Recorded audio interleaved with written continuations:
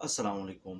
आज हम सऊदी अरब के 3 अहम सवालात के हवाले से वज़ाहत करेंगे, जिसमें से वो भाई जिनके ऊपर पाबंदी होती है, वो अपने फिंगर्स के ऑपरेशन करवाते हैं या इसके अलावा कोई ऐसा जुगाड़ लगाते हैं, जिससे वो ये सोचते हैं कि हमारी पाबंदी ख़त्म हो जाएँगी और हम सऊदी अरब में एंट्री करेंगे। इसके अलावा जब आप उम्रा या हज की वजह से डिपोर्ट हो जाते हैं, तो आपके ऊपर कितनी साल की पाबंदी होती है। इसके अलावा हम इसी वीडियो में छोटे महीने वालों के हवाले से वजाहत करेंगे। अगर आप अपने मुल्क जाते हैं छुट्टी पर और फिर छुट्टी को एक्सपायर करके नया वीज़ा पर आते हैं, तो उस हवाले से अब सऊदी अरब का कानून क्या है। तो इसी वीडियो में हम इन 3 सवालात के हवाले से वजाहत करेंगे। अगर आपको वीडियो अच्छी लगे तो वीडियो को लाइक करना और चैनल को सब्सक्राइब करना ना भूलिए, क्योंकि इसी चैनल पर मैं आपको Saudi related informative videos upload करता रहता हूँ।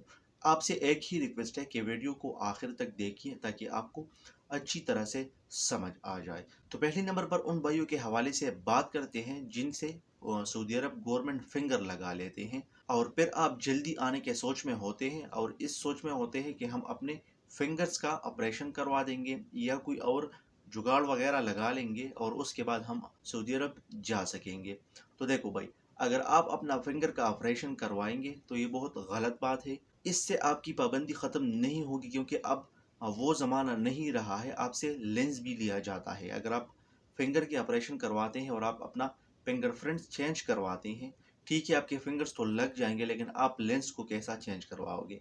क्योंकि रिसेंटली अब मदीना एयरपोर्ट पर एक पाकिस्तानी को गिरफ्तार किया गया है, जिन्होंने ये तरीका किया हुआ था कि उसने अपने फिंगरप्रिंट्स को चेंज करवाए थे, लेकिन उसके जब लेंस लिए गए तो उसका पुराना डिटेल सब आ गया। तो इससे आपको नुकसान भी होगा और आपको एंट्री भी नहीं मिलेगी, क्योंकि आप भारी भरकम पैसों से वीज़ा भी लोगे, आपका वो पैसा भी ज़ाया हो जाता है और आपको फिर एंट्री भी नहीं मिलती है।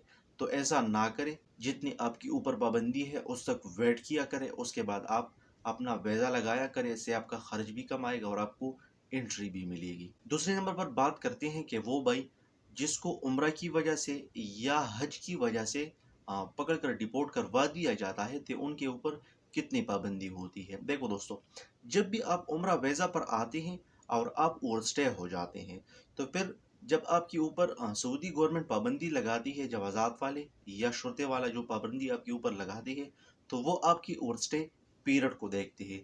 हो सकता है आपके ऊपर 5 साल की पाबंदी लग जाए, हो सकता है आपके ऊपर 10 साल की पाबंदी लग जाए। तो फिर आपको अपना तरहील पेपर निकालना होता है, जिससे आपको अंदाज़ा होता है कि आपके ऊपर कितनी पाबंदी है। इसके अलावा अगर हज वालों की बात की जाए, तो उसकी पाबंदी तो ज़ाहिर है कि 10 साल तक है। 10 साल तक आप सऊदी अरब नहीं आ सकते हैं। 10 साल तक आपके ऊपर पाबंदी होती है। तो कोई ऐसा तरीका ना अपनाया करें जिससे आपके पैसा भी ज़ाया हो और आपको एंट्री भी नहीं मिलेगी। यानी अगर आप अपने फिंगरप्रिंट्स चेंज करवाओगे या किसी एजेंट वगैरह को पैसा दोगे कि मैं आपको सऊदी अरब पार करवा दूंगा, तो ये तरीका ना अपनाया करें। इसके अलावा जैसा आपको मालूम है कि जब आप छुट्टी जाते थे और फिर वापस नहीं आते थे, तो आपके ऊपर 3 साल का बैन लग जाता था। लेकिन सऊदी गवर्नमेंट ने इस कानून को ख़त्म करवा दिया है। अब आप आ सकती हैं। लेकिन उन्होंने रिसेंटली एक नया कानून पास किया हुआ है कि वो भाई जिनके महीने छोटे हैं, यानी सैकहास है, आमिल मंजिली है, वो भाई अगर छुट्टी जाते हैं और अपना छुट्टी एक्सपायर करवाते हैं और फिर नया वीज़ा पर आते हैं, तो अगर आपका इकामा एक्सपायर भी है, तो फिर भी आपको 6 महीने का और भी वेट करना पड़ेगा।